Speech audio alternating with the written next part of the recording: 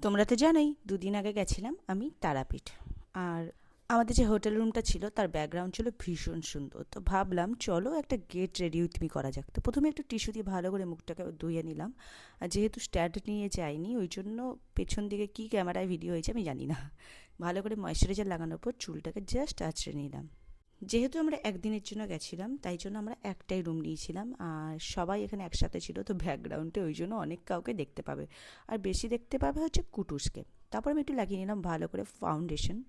আর এখানে আমি মেবলিনের লুমি foundation use করছি, যেটা হচ্ছে আমার থেকে একদমই আমার গায়ের শেডের, মানে আমি একটু শেডও লাইট নিইনি। তারপর আমি এখানে ইউজ করছি কেয়া শেটের একটা পাউডার, যেটা SPF 25 ছিল। দেখো ঘুরতে যেখানেই যাই মেকআপ করা কিন্তু ছাড়া যাবে না, কারণ ফটো ভিডিওটা তোলাটা মাস্ট। তারপর লাগিয়ে দিয়েছিলাম আমার ফেভারিট পিচ কালার সেই ব্লাশারটা, খুবই লাইট করে লাগিয়েছিলাম কারণ ওখানে প্রচুর পরিমাণে গরম ছিল।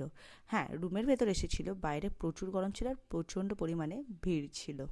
যেহেতু এখানে আমার আই মেকআপ তেমন খুব একটা ছিল না, যেটা আমি সকালে করে বেরিয়েছিলাম সেই আই মেকআপটাই রয়েছে, তাই আমি একটা রেড কালার রিনির লিপ গ্লস লাগিয়ে দিলাম, যেটা পুরোটাই ম্যাট আর ভীষণ ভালো। তোমরা যারা যারা রিনির লিপ গ্লস এটা ইউজ করেছো তারা কিন্তু আমাকে কমেন্টে জানিও। আর যারা ইউজ করনি একটা ভাবছো রেড কালারের একটা লিপস্টিক চাই প্রপার রেড, তো তোমরা এটা ইউজ করতে পারো। এটা আমি অনলাইন থেকে পারচেস করিনি, আমি এটা পারচেস করেছি হচ্ছে শপার স্টপ থেকে। লিঙ্ক লাগে বলে দিও, নাইকাতে পাওয়া যায়। তারপর লাগিয়ে নিলাম মাস্কারা। আমি এখানে মার্সের মাস্কারা ইউজ করছি 2 in 1, ভীষণ ভালো, এটা আমি সব ভিডিওতেই দেখিয়ে থাকি। আর কানের জুয়েলারি তেমন খুব একটা আমি পরিনি বা আমি এখানে নিয়েও যাইনি, যেহেতু একদিনের জন্য গেছিলাম বেশি লাগেজ করতে চাইনি। আর দেখো এটা ছিল আমার ফাইনাল লুক। আর হ্যাঁ, হাতে আমি একটা এরকম মোটা ব্যাঙ্গেল ফার্স্টে পরতে গেছিলাম, বাট দেখলাম ঠিক মানাচ্ছে না চুড়িদারের সাথে, তাই জন্য আমি ব্যাঙ্গেলটা খুলে দিয়েছিলাম। আর এইটা হলো আমার ফাইনাল লুক।